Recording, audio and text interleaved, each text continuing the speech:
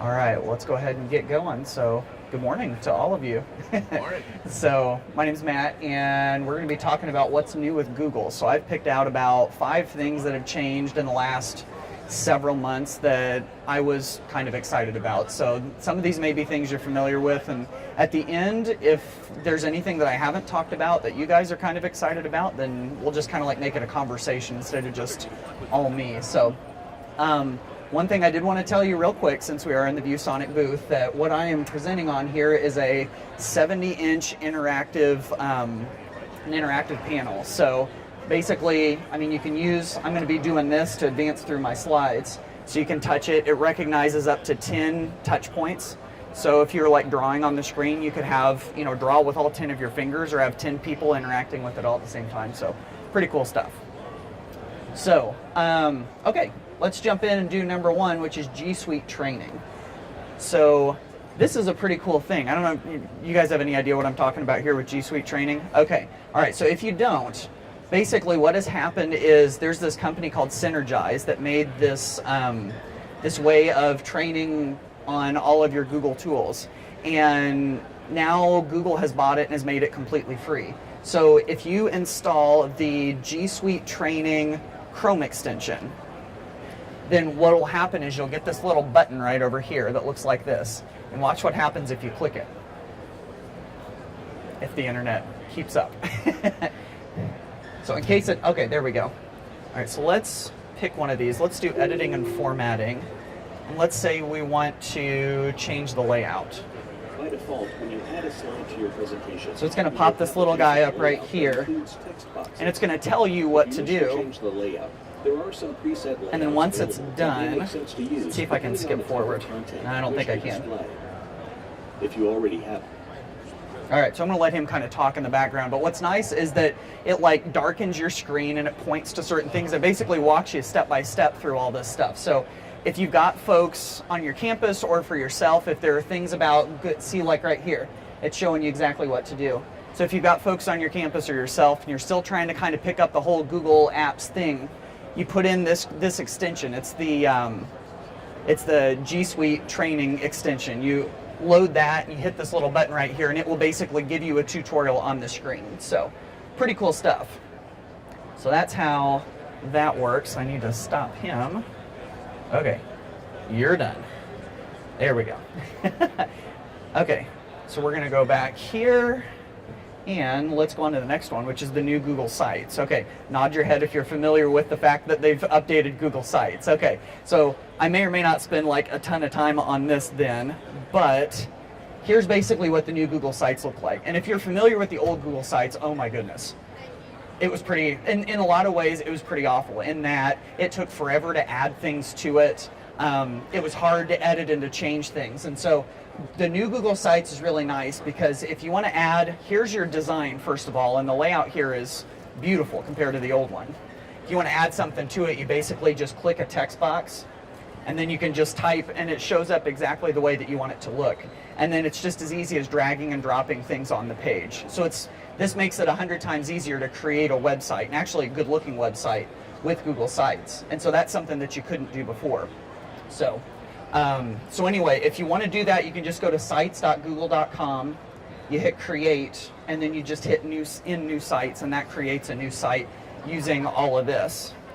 And then one thing that I love about it is that it makes it really easy to pull Google Docs, Google Slides, Sheets, all that stuff that you create in your Google account. You can pull it right into your website. So students can use this, teachers can use this. Pretty easy stuff. So that's that. Let's see if I can get to one that maybe you're less familiar with. This is a fairly new one, the Google Classroom differentiation. Nod your head if you might know what I'm talking about here. Okay. All right. So here's basically what that is. If we can switch over to Classroom. So before, what happened was, let's see if we can get that. Okay. Even if it doesn't. There it goes. Okay. So before, what happened was if you were doing an assignment and you wanted to assign it to your class, but you didn't want to assign it to everybody, you were kind of stuck, I mean, you had to do like 2 or 3 or 4 assignments and say, okay, you need to look at this one, but you need to look at this one, and they all showed up to everybody. But now, if you want to create a new assignment, what's nice is you've got this little drop down that says all students. And so now, instead of just assigning it to all students, if we want to do a little bit of follow-up or remediation with specific kids, or if we want to assign something just to these 3 guys, and then we'll assign something to these other 5, now we can do it. And so we just check the ones that we want, we type in the title, and then we hit assign just like we always have. So that's one thing that they've kind of changed around in Google Classroom that's kind of nice. So there's that. I've got 2 more real quick, and then we're going to wrap up. And the next one is Google Classroom notifications. You know about this one? Maybe? Okay, I'll show it to you and maybe you know about it. So basically, if you've got the Google Classroom mobile app, they've added this new notification thing where, and this is kind of nice because in the past with Google Classroom, if students turn in an assignment late or they resubmitted something, you basically have to always go check Google Classroom, right? If you have the Google Classroom app on your phone or your tablet, it will give you a push notification now and let you know that kids have turned things in late or if they've resubmitted something. And so that looks like, I'm going to see if I can show you a picture. Here it is right here. And so if we watch this, you're going to see, there it is. So there you go, resubmitted research paper. And so if you click on it, it shows it to you, and then there's a private comment from the student. So that helps you keep up with what kids are doing in Google Classroom a little easier than maybe what it did before. And then if you want to make sure that you keep up with all of this stuff that's changing with Google, this is the best place to do it. This is called the keyword blog. So what Google used to do is they had all of these blogs across, multiple different blog websites. You had one for, like the education side of things, and you had them for all of the different products, which is kind of silly. So what they did was they gathered them all together in one blog. So if you want to see all of the updates to all of the Google tools and articles about how you can use them and everything, you go to their keyword blog, and it has quite possibly the coolest blog URL you have ever heard. It's blog.google. If you type blog.google into your web browser and hit enter, it's going to take you here. So this basically lets you see the latest stories, so you can just scroll through and see all of the stuff. You can go to topics, and then one of the topics obviously is education. So if you want to just see all their education stuff, that's the easy place to go. And then you've got product news if you want to see just the updates to all the products. So, pretty cool stuff. All right, I got one more thing to show you and then we're going to wrap up. So, and it's this. So out on my blog, if you're looking for ideas on how to use Google or just integrate technology in general, I have this free ebook that's available on my site.